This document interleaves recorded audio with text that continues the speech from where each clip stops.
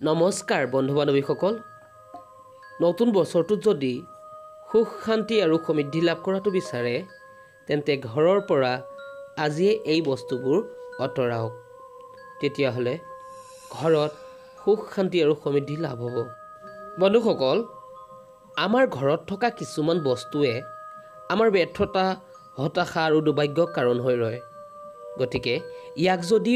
ঘৰৰ পৰা আঁতৰাব পৰা যায় তেন্তে নতুন বছৰটোত ব্যৰ্থতা হতাশা আদি দূৰ হ'ব আৰু সুখ শান্তিৰ লাভ হ'ব গতিকে আহক বন্ধুসকল প্ৰথমে আমি আমাৰ ভিডিঅ'টো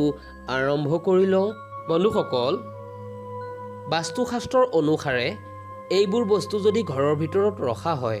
তেতিয়াহ'লে ঘৰখনত সুখ শান্তি আৰু সমৃদ্ধিৰ ব্যাঘাত জন্মে লগতে ব্যৰ্থতা হতাশা আৰু দুৰ্ভাগ্যৰ কাৰণ হৈ ৰয় সেয়েহে এইবোৰ বস্তু যদি ঘৰৰ পৰা অতৰাব পৰা যায় তেতিয়াহ'লে পজিটিভ শক্তিৰ মাত্ৰা বৃদ্ধি পায় আৰু ঘৰখনত সুখ শান্তি আৰু সমৃদ্ধিৰ লাভ হয় গতিকে বন্ধুসকল জানি লওঁ আহক সেই কেইপদ বস্তুৰ ভিতৰত কোনকেইটা পৰে ইয়াৰ ভিতৰতে এক নম্বৰতে হৈছে ভঙা আইনা কেতিয়াও ঘৰত ব্যৱহাৰ কৰিব নালাগে ই সদায় অমংগলকে মাতে আৰু ইয়াক অশুভ হিচাপে মনা হয় সেয়েহে ভঙা আইনা কেতিয়াও ঘৰৰ ভিতৰত নাৰাখি তাক আঁতৰাব পাৰিলে খুবেই মংগলজনক ২ নম্বৰতে ঘৰৰ ভিতৰত কেতিয়াও মকৰা জাল হ'বলৈ নিদিব ইয়াক যিমান পাৰে চাফা কৰি থকাটো খুবেই মংগলজনক কাৰণ ঘৰৰ ভিতৰত যদি মকৰা জাল থাকে তেতিয়াহ'লে আৰ্থিক ক্ষেত্ৰত কিছু বাধা সৃষ্টি হৈ থাকে সেয়েহে মকৰা জাল ঘৰৰ ভিতৰত হ'বলৈ দিব নালাগে ৩ নম্বৰতে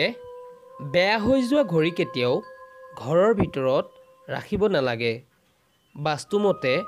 বন্ধ হোৱা ঘড়ীৰ ফালে দৃষ্টি পৰিলে পজিটিভ এনাৰ্জি কমি যায় আৰু ই বেয়া সময়ৰ ইংগিত প্ৰদান কৰে সেয়েহে বেয়া হৈ যোৱা ঘড়ী সদায় ঘৰৰ পৰা বাহিৰ কৰি ৰখাটোৱে অতি মংগলজনক ৪ নম্বৰতে ভাঙি যোৱা যিকোনো বস্তু যেনে কাপ প্লেট বা যিয়ে নহওক এই বস্তুবোৰত কেতিয়াও খাব নালাগে আৰু ইয়াক ঘৰৰ ভিতৰত ৰাখিব নালাগে ভঙা বস্তুত আহাৰ খালে আয়ুস কম হয় আৰু লগতে আত্মবিশ্বাস কমি যায় সেয়েহে ঘৰৰ ভিতৰত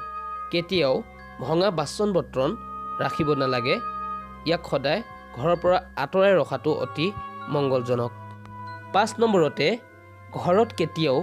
অপ্ৰয়োজনীয় বস্তু জমা কৰি নাৰাখিব কাৰণ ইয়াত সদায় নেতিবাচক শক্তিৰ উৎপন্ন হয় আৰু এই নেতিবাচক শক্তিৰ দ্বাৰা ঘৰত সুখ শান্তিৰ ব্যাঘাত জন্মে ফলত ব্যৰ্থতা হতাশা আৰু দুৰ্ভাগ্যৰ কাৰণ হৈ পৰে সেয়েহে অপ্ৰয়োজনীয় বস্তুবোৰ কেতিয়াও ঘৰত জমা কৰি ৰাখিব নালাগে